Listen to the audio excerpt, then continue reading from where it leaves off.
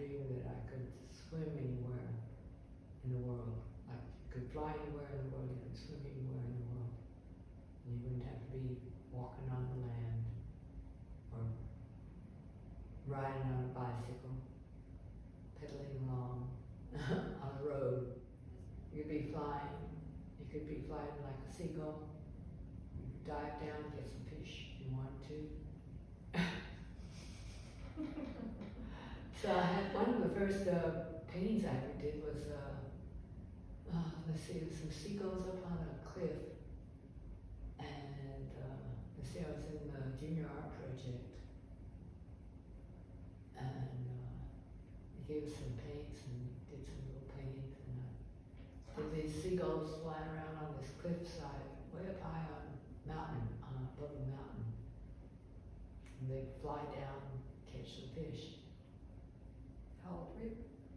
About Pretty old there, I was like 11. 11. Yeah.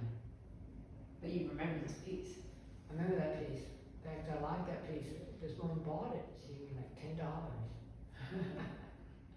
That's probably good money. It was great. Your sister was also an artist. Was it just the two of you, or wasn't there another sibling that did art? Or no? Oh, we all did art. Oh, everyone did art. My sister and my brother just took up sculpture recently. Author. Louis, my younger brother, did not. Tom, I worked for 3M. Right, an engineer. Yeah, that was Carla's father. But lots of creativity, just everyone had. Right, Carl was, after he went to UT, he got scholarships here and there, left and right. Because he was a guy. Yeah, yes, things did work differently. They didn't give scholarships to girls at UT. Just didn't do it. Fools they are. It was kind of fun that how you kind of stumbled back into art. Yeah, it was chemistry and then maybe fashion design. And I started taking fashion design classes. And God, I don't even really know how to draw a figure. How can I draw a dress on a figure if can't draw a figure? So I took a life drawing class and I thought, oh my God, this is so tough. This is the hardest thing I ever did. Drawing the figure, I can't get the head to sit on the tailbone. I gotta take some life drawing, I gotta learn this, the whole 9 yards. I have to get into anatomy and learn how to put this together. So it sounds like the challenge was what drew you. Yes, that's what it was. In fact, it was so hard, one couldn't see the end. Right. How did your family dynamics influence your art process and development as an artist? Is it opening and encouraging or competitive or? My father did not want me to be a painter. His father didn't want me to be an artist at all. He wanted my sister and I to get married and have children. I didn't like that idea. I didn't want to do that. I didn't want to have children. I wanted to have paintings. Years I babysitted. First for my brothers and then through college. Well, through grade school I was babysitting for Rocky Erickson and all of his brothers. Well, my father didn't want us to become painters. Do you know why? Yeah, because it's so hard. He said it's too difficult. You're not going to be able to raise enough money, sell enough painting to make a living. It's hard. He said there's too much competition, especially for a woman. Well, that's all true. No women painters. No women painters, so forget it. You know, maybe 25, 50 years from now, then there might be women painters. No, forget it. It's too hard. Too difficult to make a living. You need to make a living.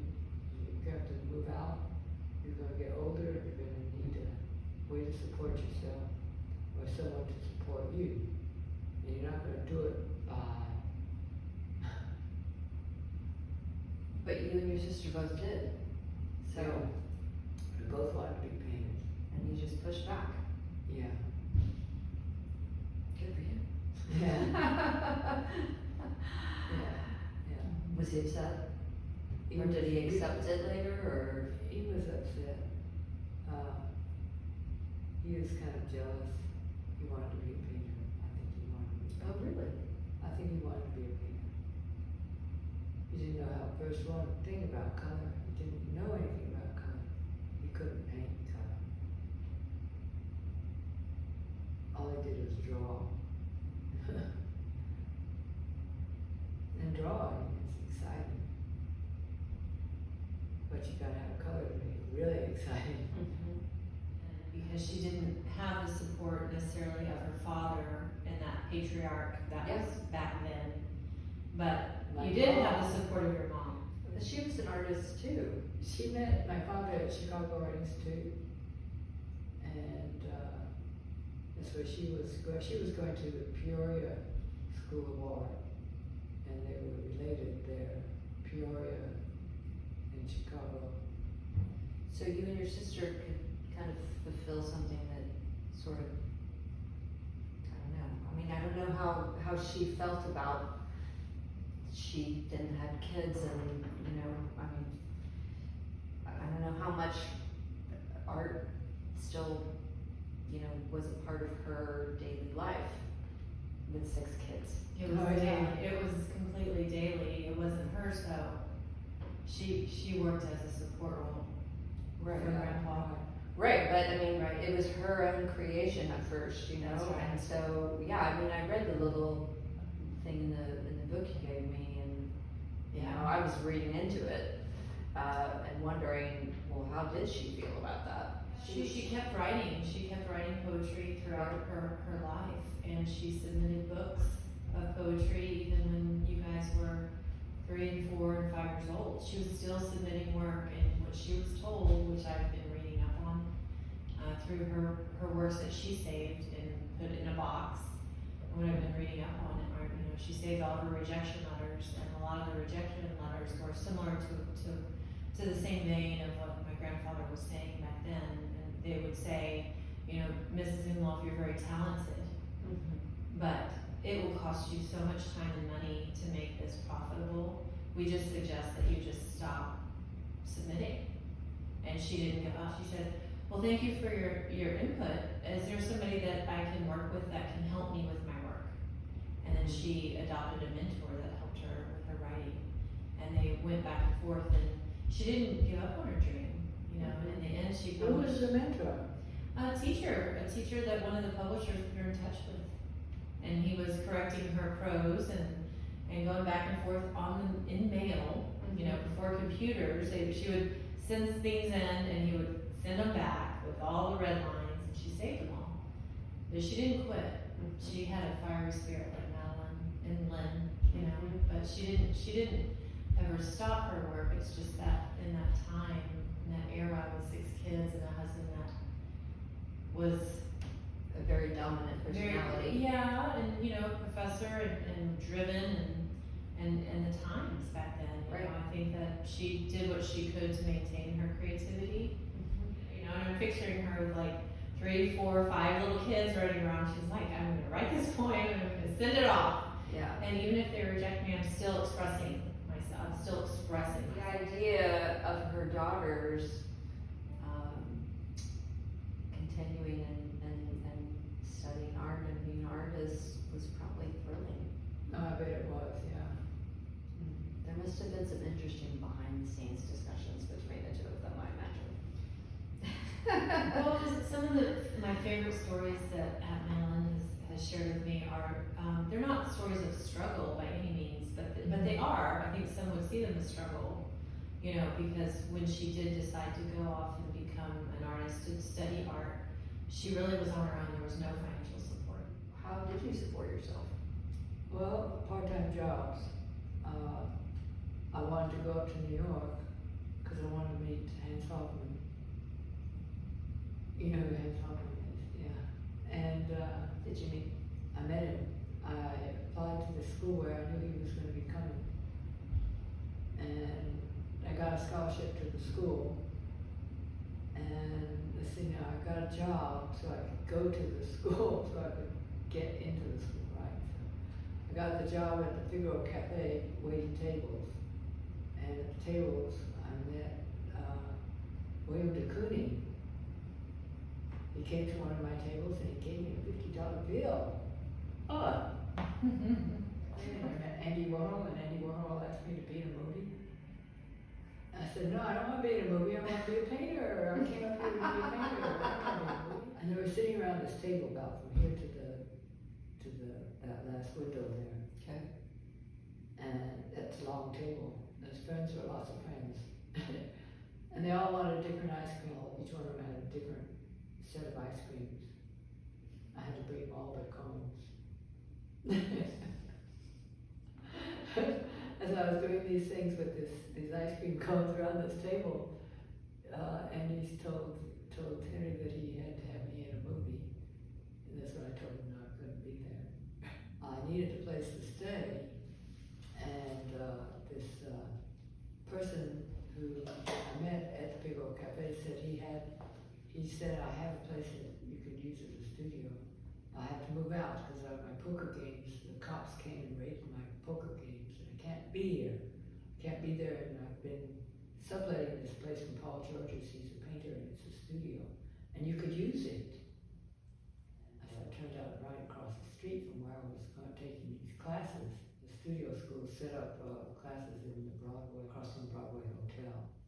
It's just all too convenient, right across the street. I had this fantastic studio. Paul Georges was teaching up at Yale, and this guy was staying in Paul George's studio, and he wouldn't be coming back for a whole summer, so I thought, I'll take it, I'll sublet it. I can afford it. It was $70 a month. Can't beat that. Nope. You and your sister were both, in one place or the other. In some ways, kind of driven together, but then kind of pulled apart like magnets. You both had significant, you grew up in Austin. You had gone to New York first, right? And then you were telling her, you should come to New York. And then she didn't want to come to New York. And then. So I talked her into it and got a studio for her next to mine. I said, Lena, you gotta come up. You have to come up. This is the chance of your lifetime because this is where it's at. And if you take your painting seriously, this is where you've got to come. This is the center of the universe for art. And I said, this is your opportunity. So she came up and she moved into 142 Henry Street, next door to mine.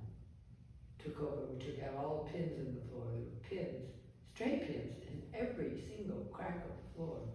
And there's these hardwood floors, right? Oak wood floors. And the gaps were great because the pins had worked, splitting them open. Tailored all their lives there. They spread it away. Just drop the pins. Straight pins everywhere.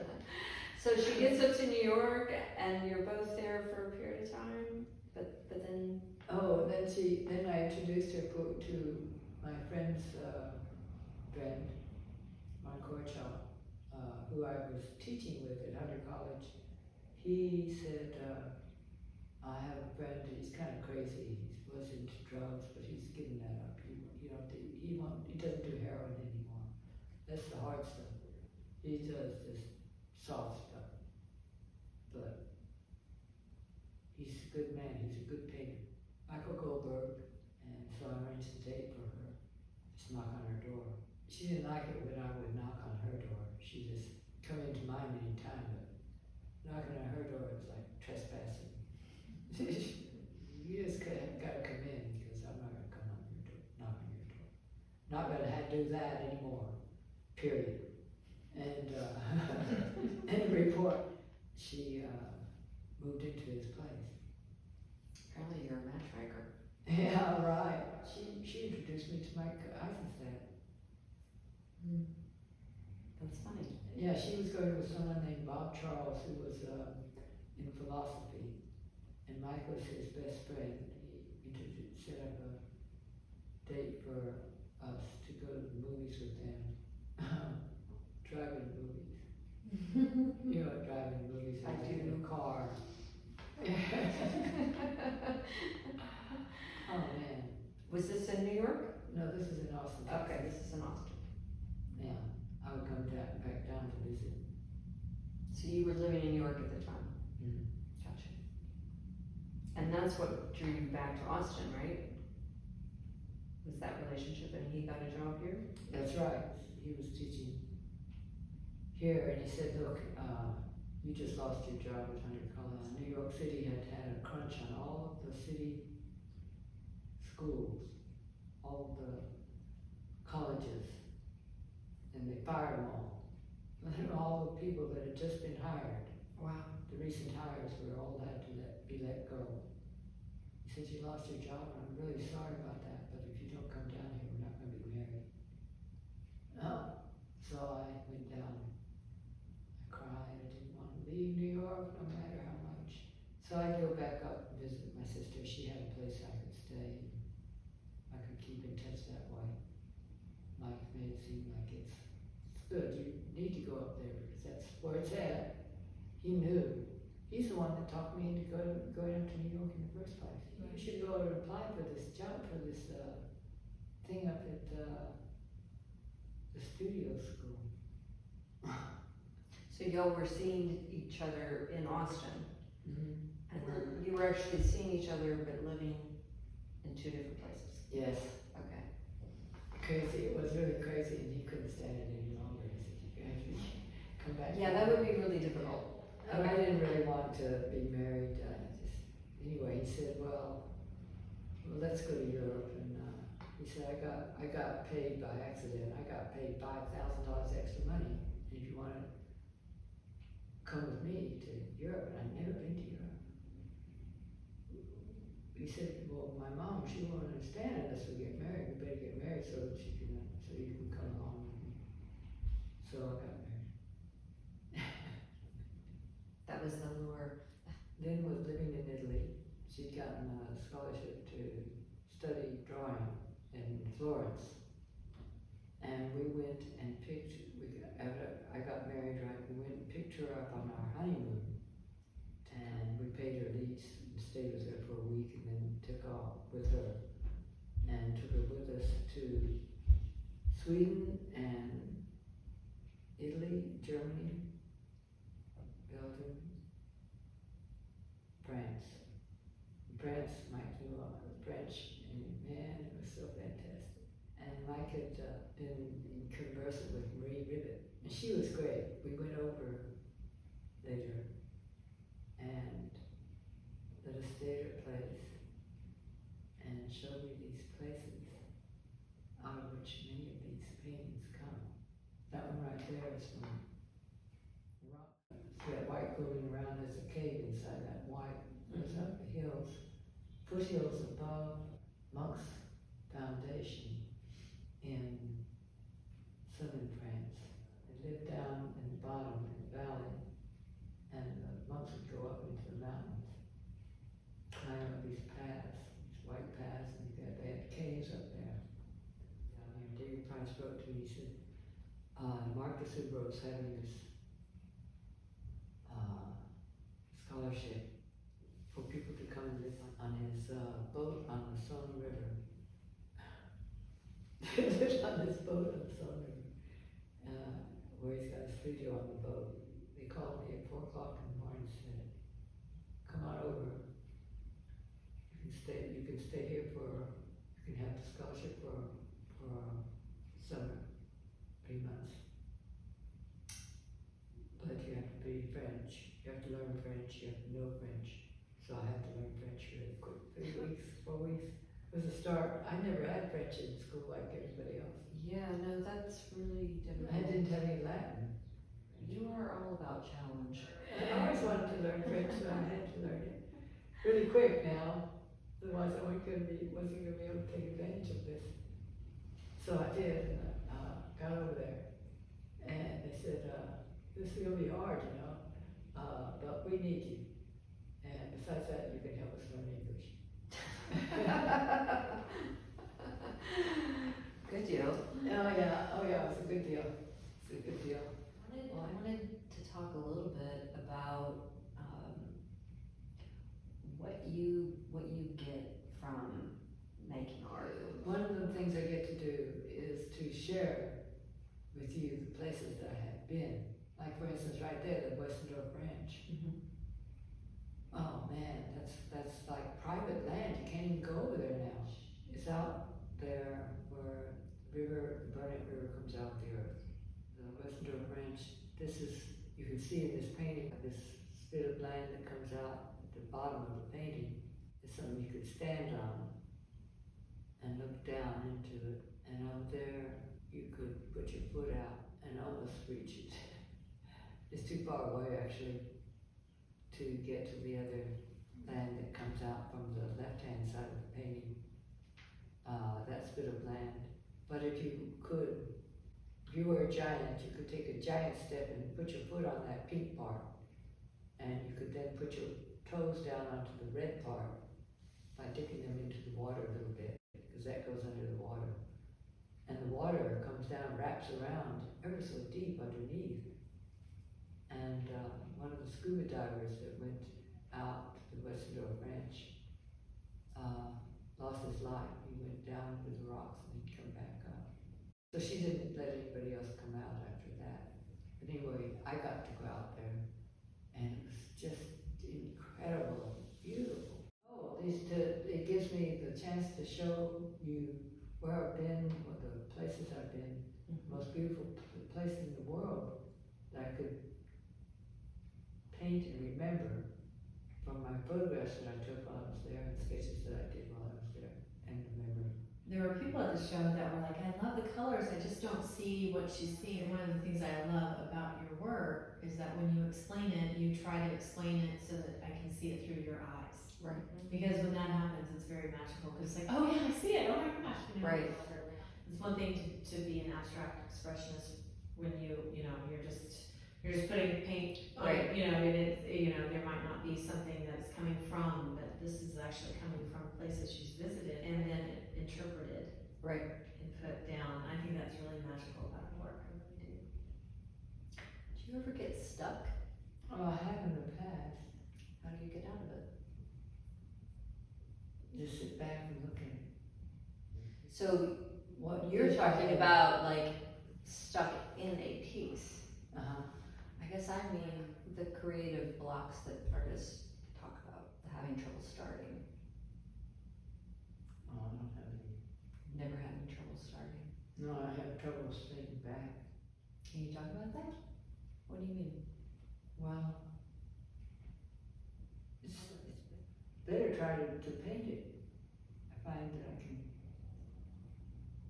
get more done in a painting than I can any other way, in any other direction, any other endeavor. This painting, if I do a painting, it's like moving a mountain. The mountain becomes a foothill, an anthill, made a house out of, made it useful for the people to see. Learning as much as I have about painting, like how other painters have done things, and about color, knowing what I do know about color, like for instance that the transparent colors are smaller molecules, that they are transparent because they're smaller, they're more vibrant, that they explain about the inner side of things rather than the outer opaque side of things. You see into it, like in the shadows of a thing. The shadows tell you what the mass is doing. Shadows of a towel, shadows of something. They tell you where the mass has been, or where its folds are, where its heights are, and so on. I imagine this might have been a bit like listening to your mom. Like just No. No? No, in poetry she talked about God. She talked about light and dark, she talked Sure. about shadows, she talked about consciousness. I guess I'm just commenting on just listening to you talk about art and color and your work is like listening to poetry. It is. Really? Yeah, it is. Oh, That's what That's it why I feels wanted like. you to do this interview so bad. Yeah, I mean, it's something that you have to share with people. It's really beautiful. The way that you've grown into it and it's always been with you, and then you know, it can take you back to a place. I mean, I see you get lost in your paintings because you remember, like, oh, I was there, you know? Makes you wanna go back and flip around, work on these more. Right. Well, and just kind of go back into that time period and that, you know, wonder what those places are like now. All of that. But very poetic, though. I learned how to teach the kids by studying color so that I could explain it to them. No one taught me. Mm-hmm. No one taught me anything about painting. So if I taught someone how to do painting, I had to teach them something. You don't just say, well, hey, just look at that tree and paint it. That's brown and that's green. Right. What makes brown, what makes green? Why paint it that? So no one taught you about painting? No. This is. They just set up a still life and said, paint that. This is kind of hilarious because that was sort of my experience too in art school. I was like, where's the teaching? William Lester here at UT, he said, who do you like? I said, William Tacuni. He said, who's that? I said, well, I can bring you some books. I said, do you know who Hans Hofmann is? No. Well, I can bring you some books. So you knew more about the artists than your art professors did. Okay. It's very sad. I wanted to be the teacher that I didn't have. Yeah. So I had to learn about color. I had to learn about everything about color. Sorry, it's not a green leaf. It's a light that makes you see the leaf as green. It's like black is the absence of all colors, white is the presence of all the colors. And green is the one color that is left out of the spectrum, the light that the leaf is in, that allows you to see it as green. It's the one color that is not, it's missing. It's just rocks and water. It's cool because of the sky above and the water reflecting the sky. And if you hit the light hits the stuff underneath the surface of the water, you can see down into it. You can see the land that goes down into this rock, right? So, more or less this color, or say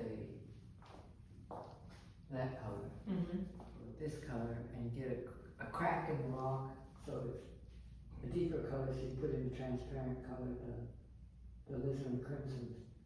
As soon as you get the alizarin crimsons, you need a cool to make it, to carry it. So you make cool, the rock becomes green because it's in the shadow, right? This is the shadow. And it's kind of swept up, right? That's the rock up there. Again, this is still, it's moving into the shadow a little bit. It's not this color, it's that color. Because it's in the shadow. And this is still a rock here moving down into the water, and this is now in the water, and we're in the water, and this is still rock, but this needs the red to carry it down under and into the water. And so we have this still land going down into the water, deeper and deeper because we're into the shadows more. So it's more transparent, deeper colors, right? And back up there to the land where the light is, over the, right? Listen, crimson over the interference color makes it much lighter. That's over an interference red. So that's red over an interference red. But it makes it really good because it works with the cools on either side, takes that presents it as a moving thing, right, with a sort of nose that sticks out that you can walk on and around and on and climb on. And you see down there the other bit of land that you could fall down and kind of catch on the way down. Did you get in the water? No, I didn't get in the water there. I saw painted bunting up there. Oh, I've never seen one in real life. Pebbly sand, like right on this side of pebbly sand, is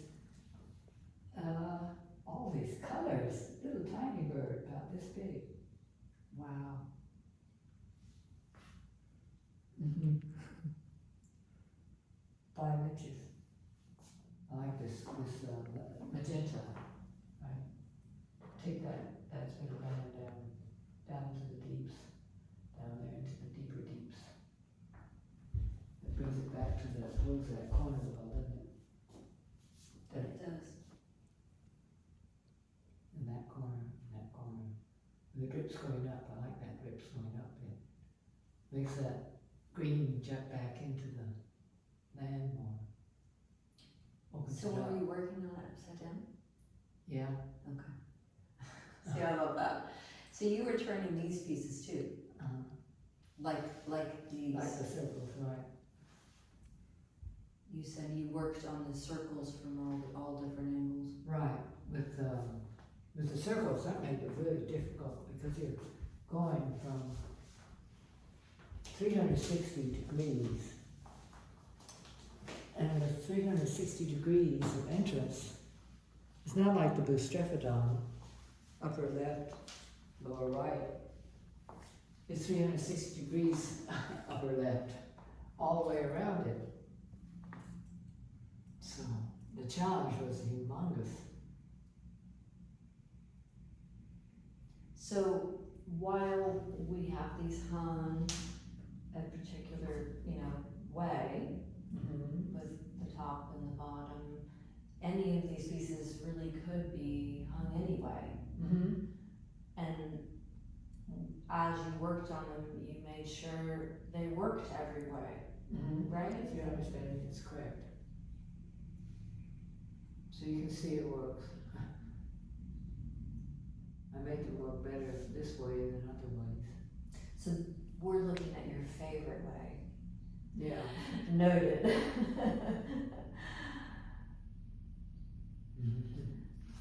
Do you have a favorite piece on this wall? That one I'm attracted to. This one, and then this one here, and then that one up there. I love this linen up here. I like the way when you move into it, closer to it, it gets even more sparkly, more attractive. But you gotta move back out so you see the colors.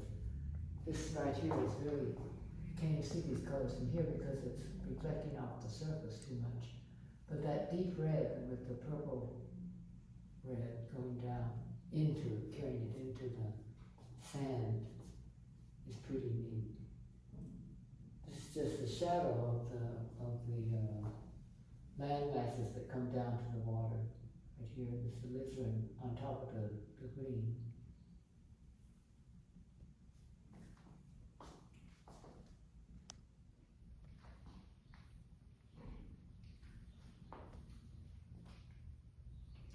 And some of these are caves, some of these are in France. Right, this one's in France. I'm just taking this wall right here. This one's in France, that one's in France. This is in Vermont. Okay. This is the quarries in Vermont, granite quarries, and the water down here. And this is a cave here, right here, and this is the land coming in to the cave. And the trees in back of the inside and around and in front of the cave. The rock from Santa Barbara moving in front of the red sky. I took the ones on the right hand side, the tall painting the tall drawing on charcoal paper. Yeah.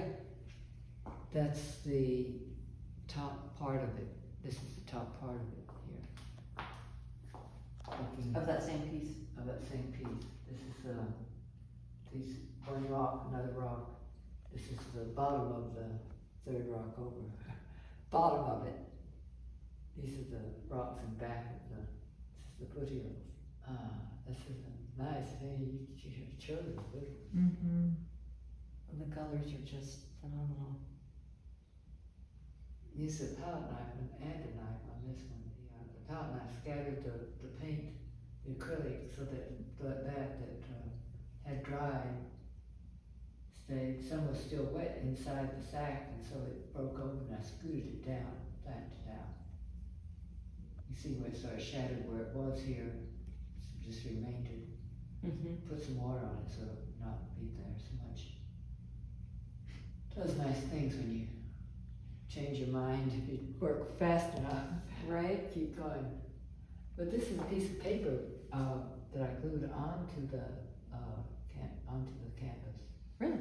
Yeah, onto the wood. That's paper. Huh? Yeah, Doesn't look like. I know. I put the paper down before I started painting. Well, paper you can get it so smooth. Yeah, and it has a different absorbency rate Yeah. than wood or gessoed wood or canvas on. Yeah. And with paper, this could be a huge painting and you couldn't tell. You can't see the weave of the canvas underneath. Right. So that's why I started painting on paper on top of canvas, or just paper period, so you wouldn't have to see, so that because I don't think the size of a painting is important. You could be doing a little masterpiece, it could be only this big. And you'd say, well, it's not a masterpiece, it's only that big. And I'd say, you're wrong. You're absolutely wrong. Right, same goes with this. I mean, it's not 10 feet high, but it looks like it. It looks like it's towering up. It looks really big. You know, it has weave. You've got all the thrust and the passion and the color, so that it could be any color, any size, big or small. Like a piece like this, how long did you work on that piece? Because it's so fresh. Like all of the movement and the like I wouldn't imagine it. I don't know, but how long did you work on that? Not longer than a week. Yeah. So it really does have that vibrancy of, Right. Is that how a lot of your work is? Some takes longer, like some of the drawings take much longer. So you'll like just go back in and dig in but then something like this and you're like, yeah, it's done. Yeah. So you've been working for, if you think about you were a kid, so for decades. Yeah, right. What's it like being at this place in your life, looking back and seeing all your work and All I can say is I've got so much to paint and I don't have enough time to do it. yeah, it just makes you want to work more, doesn't it? Yes, it does. Yeah. Especially I look around and I see what everybody's doing now. It's like, forget it. You can do more. They don't know how to handle it. They don't know how to handle it. They don't know how to do it. They don't know how to do it with just paint.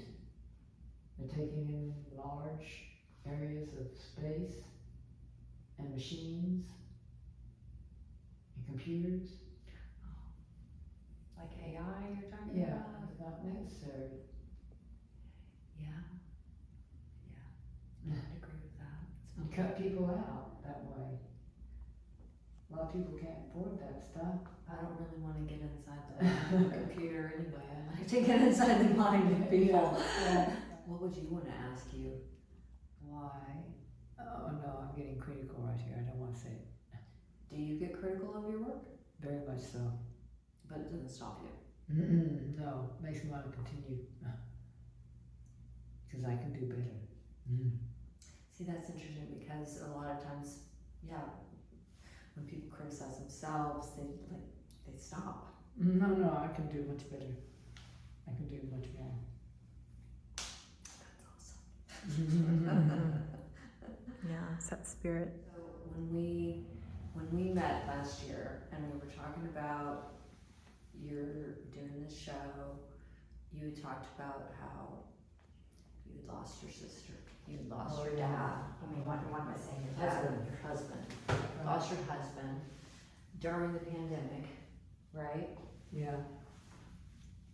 How did those losses affect your work and your creativity, and where are you now?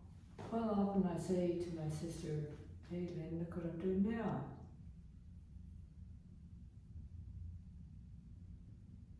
She did. Yeah. So you still talk to her? Yeah, it's where you keep her alive. Yeah. Why say she's dead, you know? She shouldn't have died. No. I don't mean to upset you because I'm married. It's better if I don't have my glasses there.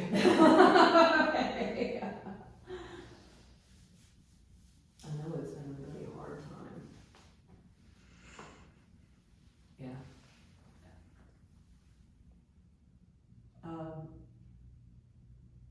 I seem to be doing okay without him.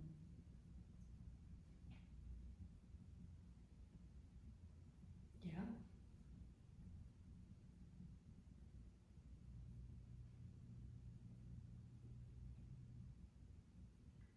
Mm. I think they'd be proud.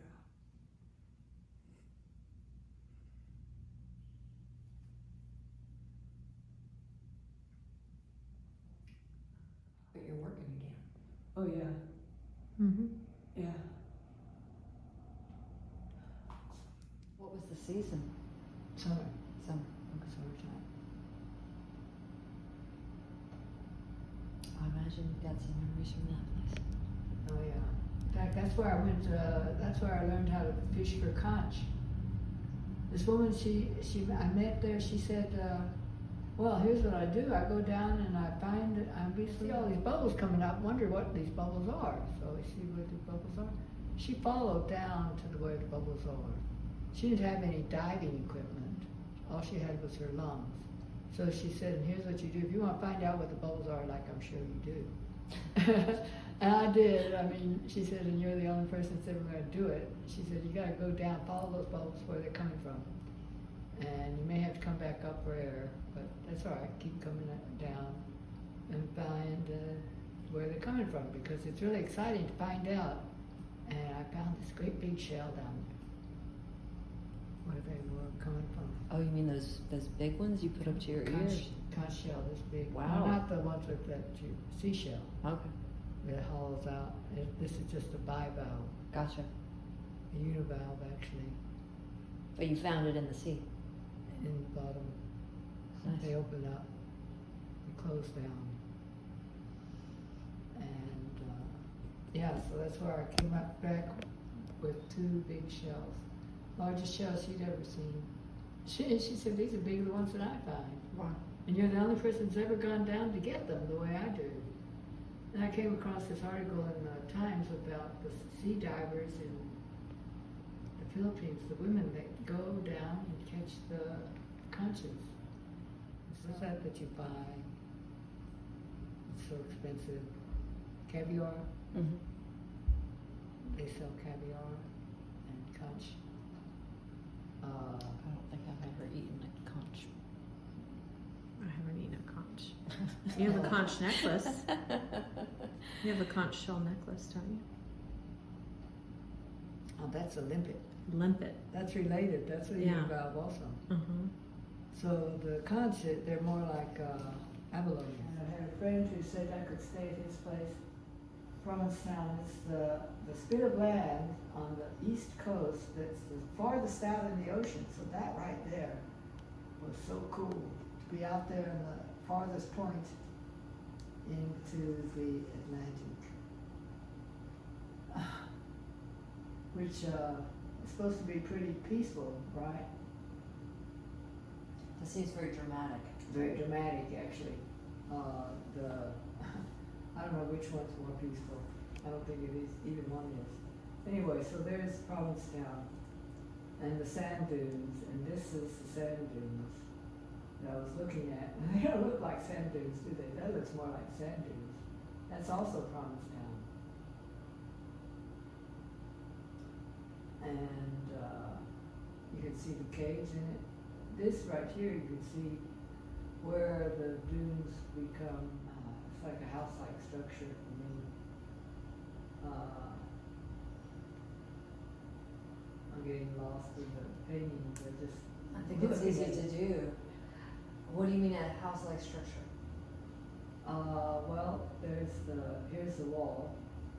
There's another wall, wall strut going straight out, and then you get some horizontal ceiling thrust here with the diagonals going from left to right and right to left, and so on weaving back and forth to get to that far corner, in which case you run up into the heavens and the roof, the underside of the roof, which starts moving over you.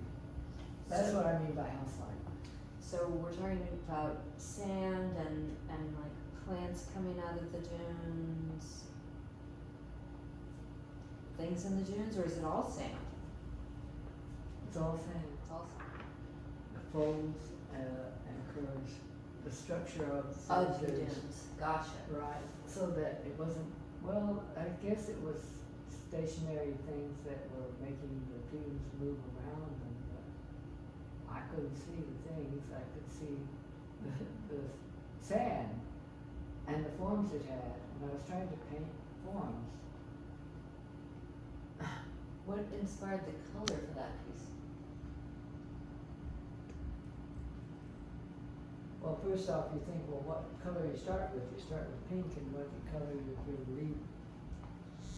And it's, how are you going to express its movement unless you have a complement or a darker complement, but something that's, so if I've got that color, I want a cool color as its complement. So the sand was pink? Sand was pink. Oh wow. I decided this sand was pink. You Make it decided red. the sand was Yeah, pink or the it's sand was pink? arbitrary. I'm a painter. Yes, I know, you can make it whatever color you want. Well, I would make the pink red, except that it flows better. It looks more like sand if it's pink. Yeah, I mean, red is red, and you got red in it. So the red is the shadow. Everyone knows that in the shadows you get more vivid color. That's the way Delacroix discovered that. In the shadow, that's where the color starts to sing. That's where you put the transparent colors. Transparent colors are just less, smaller molecules and more, and that's what transparent colors are, they're smaller molecules. The opaque colors are larger molecules because that's the way the paint is, molecularly speaking. No one's ever discussed the molecular structure of paint with me. Transparent colors are the ones that make it move, and that's what's happening there. The red is making the movement, the red and the blues, and the blue is less transparent, so it's mostly the red's making it move. It's the liveliest. And It is a very lively that copper paint, which is so exciting, and I thought, man, I gotta use that. And then the copper, then I discovered the red interference, which is this back here, but when you put it in light, it really shows up and makes the two interweave. And when you put that on top of a blue, and then you come back in with blue, so you put it on top of the blue here, and then you come back in with blue, and then the blue lifts up because you've got all that interference paint underneath. It's up and out at you, so that you get a lot of feeling for the ins and outs of the painting, the depth. You've created depth with just mainly just the colors that you're working with, which is what I find exciting. So you can cover up traces of where you've been, like with the copper paint again, come out so that the red starts to come out, project. Here, this red is not interference, it's plain matte red color. and here is matte red color, so we can have an entrance point right here from this corner. Usually when you do a painting, you do it the same way that you read a book. Boustrephedon is like the Greeks say, like you read a book from the top left corner and you go down, over to the right, and you keep coming down till you end up down here at this corner. And you're finished. But here, it's the entrance point. So I like reversing things. I don't know that I've ever heard anyone say that. I wish I'd had you as a teacher. That would have been fun. I was pretty good. I think you were. Yeah, opened up people's eyes and their minds.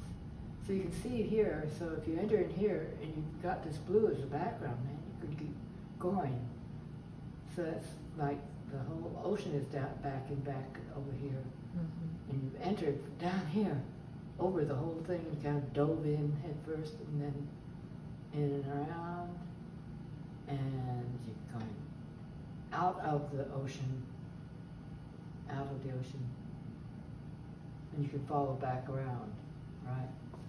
It's like a This fun is- park. This painting actually led to the dancers there. Oh, really? So it's also like inspired by the color Yeah, but in the direction. moment. Yeah. And obviously this paint. Oh yeah, the rocks are in front of Santa Barbara, the hills that lead up to this is the foothills of Santa Barbara right here. So that right back here is the Santa Barbara hills. So is it an aerial view or? No, it's straight on, looking up at these rocks. Okay. But the rocks are turned on their sides, because this way, when you turn it vertically, it looks like a head, right? And this is the nose, and these are the eyes, and this is the brow, and this is the hair. That over there this is background. Mm-hmm. This is blue sky. Blue is just background. So, There's so much movement in it. yeah, I like it. So this is like a shoulder here, and these are breasts. This is a jaw sticking out like that. There's a mouth. I can't unsee it now. Yeah, it's nice how she sees figures in landscape. Yeah. You know, and I think if we all pull back enough, we probably can. Yes. Yeah. Yes. Did you do this at Santa Barbara, like at the place No, I where did it you afterwards. in your studio? Yeah. Yeah, I love the colors. The aqua and kind of green. Yeah, I was working on charcoal paper, and that paper just called for a cool. So that blue worked well on the charcoal paper. It's really rough. It's got a vertical weave to it. No, it's not. It's that expensive Strathmore. And it's the color of brown paper, wrapping paper, Mm-hmm. which I found exciting because Yes. I think, well, you can just do anything on it, just like wrapping paper. I'll just draw anything I want to on it. Right. It makes Right. you feel more free. Yeah, and so here we go. And so these are little bits of grass and so on growing up in the crevices of the rocks. I love that you are free enough with the piece to make it either vertical or horizontal. Like the viewer can play with the piece. You know, Oh, yeah, it yeah. sort of makes something that's like You this can see each static, way. stationary thing like have a new life. Oh yes, right. Yeah. You know, you're not so bound by rules with it. Mm-hmm. Okay, so Madelon, this show is called The Rapture of Color. And so we had this discussion about this piece, and whether to put it in or not. Of course, I wanted to put it in. I'm really glad you agreed. Because it is not colored, but I think it's still color, and it you know, the color of the show just emanates out of it. It's like a burst. Mm-hmm. But, so this is called Waterfall. Can you tell us a little bit about the inspiration for the piece or the process, or what? The inspiration for the piece? Well, for instance, it is where the Burnett River comes out of the earth. It's the source of the river. Is over here, and back in there, that's where the water starts, and it comes out. Here's a waterfall. It comes all the way along this level here, and comes down, and the Burnett River is down here and goes out. But this is where the eagles come to migrate to each year, and they have this boat that comes like once a year. You can do it, and I got my mother on that boat. The tickets are expensive, and anyway, it's a chance to do a long landscape, landscape, Right. because of all the waterfalls, and they're just so gorgeous coming over, and I couldn't get to see the land there. You had to get permission to get up on this area, because it was on private land. Right. Like the Westendorf Ranch, where a lot of these other paintings come from. Westendorf Ranch was private, so is this private. You couldn't get there. It was because of the snakes on top of the land there. Snakes up there, water moccasins. Water moccasins are, God, they're deadly. And so that's what's up there. And down here is this Burnett River. And in any case, I had a friend who took me up in an airplane. I said, I want to see this thing. I want to see the whole of it, because I want to draw it, I want to paint it. And So he this said, is I'll take you up in my... after the cruise? Or before? I don't remember which came first. Okay. I don't remember which came first, I can't say. But you wanted to see it in all its glory from I every wanted to see it. angle. Well, yeah, so he Yeah. got his airplane going. He said, well, I can take you out there, we've got to go on a specific day. I've got permission to fly over. And you have to, really, you can't just fly over any piece of land in that air. You have to have permission, I didn't even. air permission. Okay. From the federal government. So we had the time slot and everything, and I said, okay, we're ready to go, let's go. Got on the airplane, and then I saw this fantastic sight in his little private airplane flying over the Burnett River. But the sand dunes too, I could see when the river was dry, you could see where the rocks were. There's one painting, a wash drawing that said for the house. I wish you had it in the show, but just the black and white. And it was like I said, black and white can be color. Yeah. In fact, that's what I thought a lot. Then I was doing, in fact, I got a scholarship to go up to New York on my black and white figure drawings. Newsprint. Yeah. So did you work from photographs or? Because I couldn't get enough sketching done in a few minutes in a private airplane. Right. Sketching, and I crazy, I was going crazy. Well, And you so I talk said, about "Take it in photograph." such a, like you have so much memory connected to this Mhm. place. I Mhm. wonder if memory influences your process. Absolutely. Yeah. Yeah. So while it is from a photograph, it's also like your feeling and your memories kind of filtering through What it looked like, what it was like, what it felt like to be there. Right. The length of it, the water coming through, and the rush and the noise, the sound of it, of the water. You talking about sound. This is looking, now this is also looking down. Now This all is- these little movements in your, like I can hear it when you just said that. There's a cave in here that's about right in, let's see now, I stand back, I can see where it is. It's about right in here. It's right here, like right here, look at where the marks are, like my friend Philip Trussell. He's my best friend because he's a painter and he's just very intelligent. You know, he said, where do you get your line quality? Where do you do it? How do you do it? What's the problem? What is it? What's magical? You know, like he just like jabs at it and so on and so on. Just keep looking until you find the exact where it's going in and out, what to carry the most information with one single stroke, right? You got to do it with color, like that Tequila Sunrise one, that painting over there. Mm-hmm. Third one up from the door there. Should we go over here? Yeah. The fact is, Tequila Sunrise has to do with the mood and the colors. And there we come to Kandinsky. That's where I was mostly inspired by, in all of my paintings, was Kandinsky, because of his belief in color. That each color has a character, and it calls for another character beside it, to like hold its hand and get moving, right?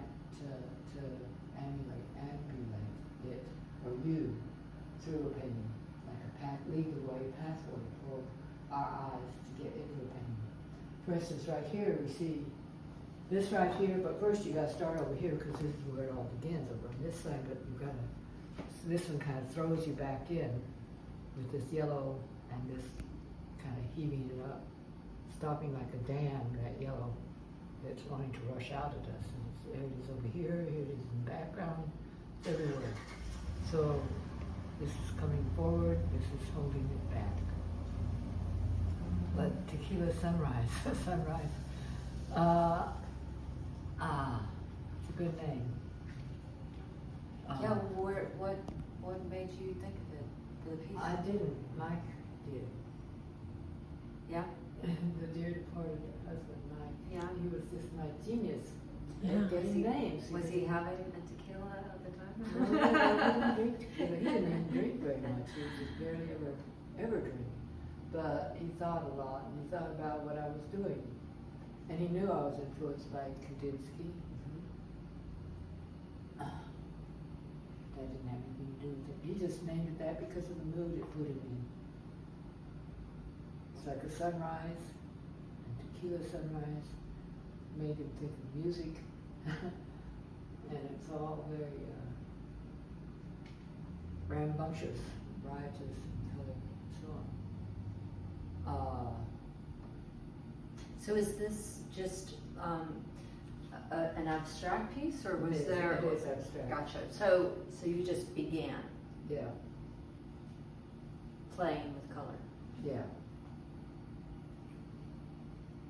So sometimes you're working with photographs in memory, and sometimes it's just feeling, being with the color. With Yeah, the paint. right. See what happens. Yeah, exactly. Which is a great way to be, great way to start, because you get freed up and you're into another realm, and you're out in Discover Land, which is exciting. And that painting's exciting for me still. It's probably the most exciting painting in the show in terms of discovery.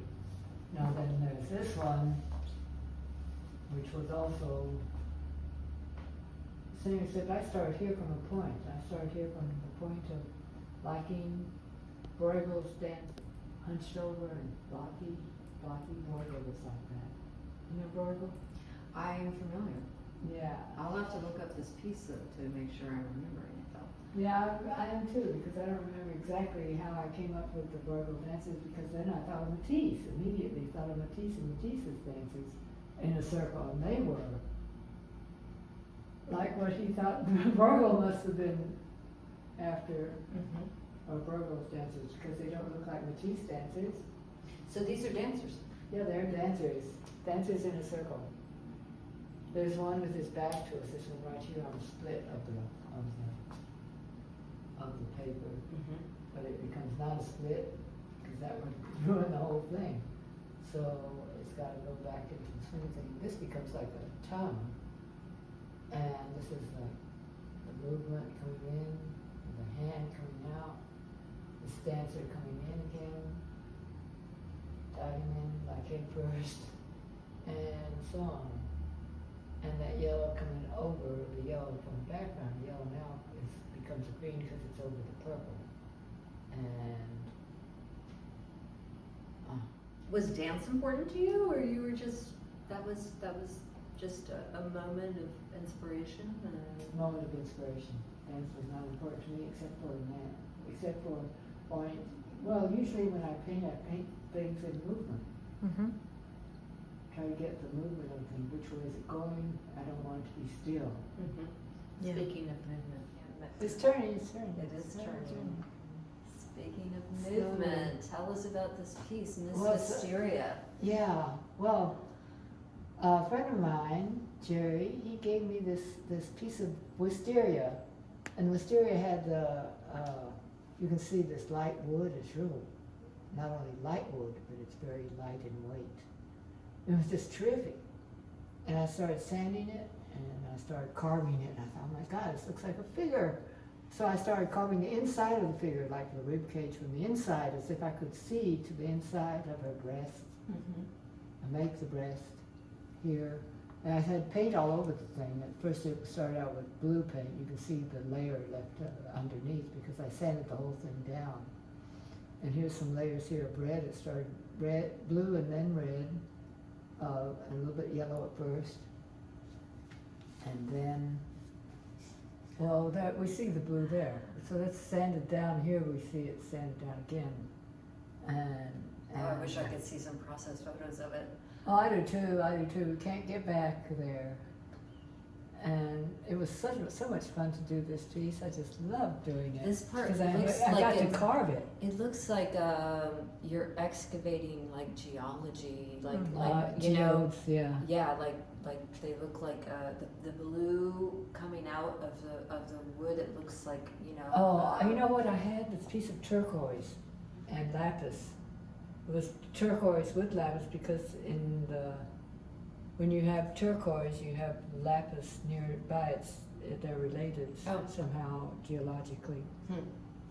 I don't know where I come up with that fact. I didn't realize this was actually a piece of wisteria either. Oh yeah, Even this though you piece of called it wisteria, I don't know why. I mean, I love wisteria. Wisteria vine. Can you love imagine one wisteria. so thick like this? No, I can't. Well, you remember that there used to be that big wisteria on Cesar Chavez, you know, that rotunda park thing on that labor Steep lake. shine. It Oh. was like a Oh, still- yes, I do remember. The structure's Yes, still yes, there, but it yeah. used to be covered in wisteria. I bet it had some. Sort of like a gazebo with the covered. I was so upset when it disappeared. Well, so yeah, But anyway, so wisteria. There was a wisteria vine growing on my mom's house, up there by my father's shop, and it was some big, thick branches that they're only like 3 inches in diameter. This is like 6 inches in diameter. Yeah, That's it's a massive. really old wisteria vine. Anyway, you see how hard it was in the beginning. In here, this was hard to get in there. Carve that out as a inside of this outside shape. You had to show that the inside was related. yeah. And it was really hard. This wood, you can see right there what difficulty I was having getting form, because it was like live oak. When you get to oak, you have It's like a burr. hard parts, Right, the burr. hard burr. parts and soft parts. Yeah. And one part is easy to carve. It's like when you're carving serpentine, stone.